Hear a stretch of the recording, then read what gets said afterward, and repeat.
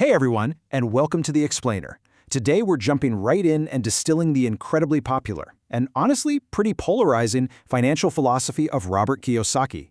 You probably know him best for his massive bestseller, Rich Dad, Poor Dad.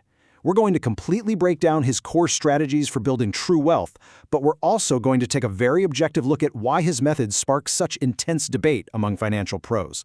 All right, let's get into it. So let's start by challenging some deeply ingrained conventional wisdom.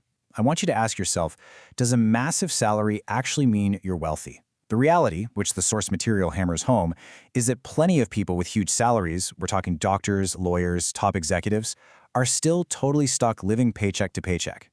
It's a complete illusion that just earning more money from a traditional job automatically makes you wealthy. And why this matters so much for us is that no matter how much you make, if your expenses just keep rising right alongside your salary, you are never actually getting ahead. Section 1. Escaping the paycheck trap. Let's break this illusion. We really have to shatter the idea that a standard 9-to-5 job is the ultimate path to security. The fundamental difference between the wealthy and the middle class isn't just the size of their paychecks. It's all about what they actually do with that money. You see, the middle class unknowingly accumulates liabilities, genuinely thinking they're building wealth, while the wealthy systematically acquire income-producing assets. If you're working strictly for a paycheck, you are just trading your time for money in an endless cycle. The harsh truth is, if you stop working, the money completely stops. Moving to Section 2, Assets versus Liabilities. This requires a major cognitive shift. To actually break free from the rat race, we have to radically change how we define the things we buy.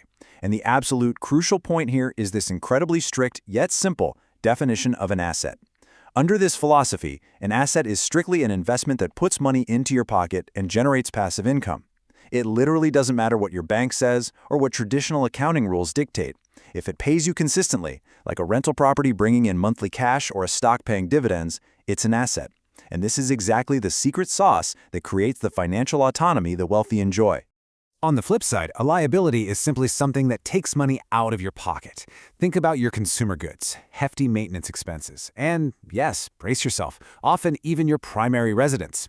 If your house is constantly draining your cash through mortgages, taxes, and endless upkeep without generating a single dime of income, it's a liability. It relentlessly drains your cash flow and it keeps you totally dependent on that next paycheck just to cover those recurring costs. Now, this specific framework gets some really intense pushback. Financial writers like FQ Mom, along with plenty of traditional professionals, argue that these definitions are just completely wrong. They point out that he entirely ignores standard accounting rules, where a house is technically counted as an asset on a balance sheet, regardless of whether it actually generates cash for you or not. And we absolutely must look at this objectively and acknowledge the controversy here. Critics heavily warn against a lot of his tactical advice. They argue his methods can be dangerously simplistic and highly speculative. Furthermore, some of his suggested tax strategies are widely viewed as legally risky, and he's even been known to champion some pretty questionable vehicles like penny stocks or multi-level marketing.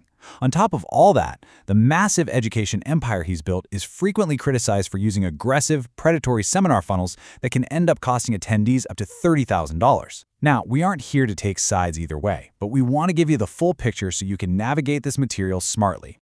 All right, Section 3, Cash Flow versus Capital Gains. Let's look at investment income.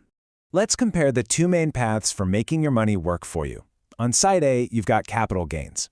This is the whole game of buying and flipping. You buy a house for $100,000, fix it up, and sell it for $140,000. Boom, a nice one-time profit.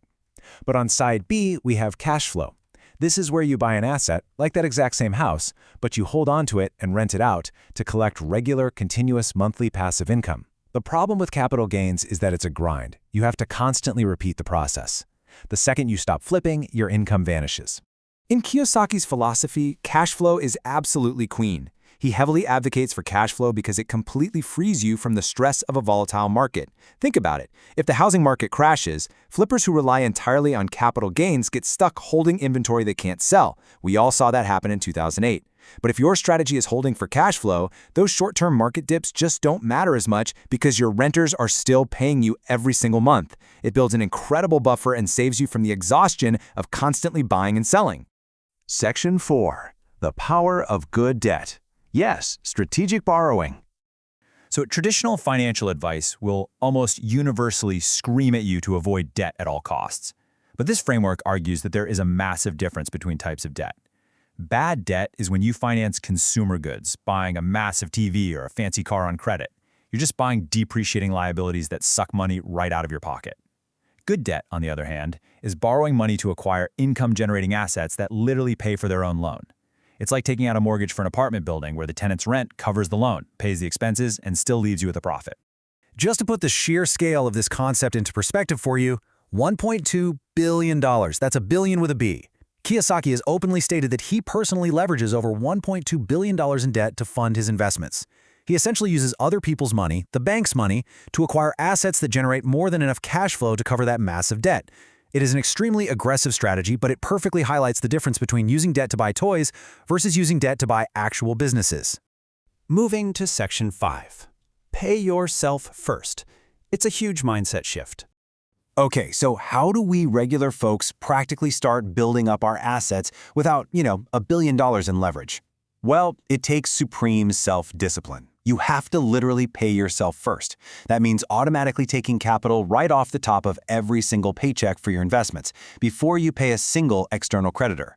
It boils down to 3 powerful steps. 1, automate your savings and investments so it happens behind the scenes.